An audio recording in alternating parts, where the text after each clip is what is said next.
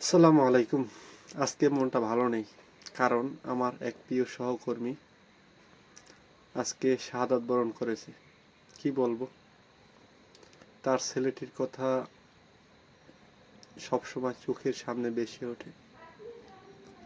যদি আমার এমন হতো তাহলে কি হতো। বিদ্যুৎ সেবা দিতে গিয়ে আজকে সে শাহাদাত বরণ করেছে। দেখুন, হায় রে জীবন।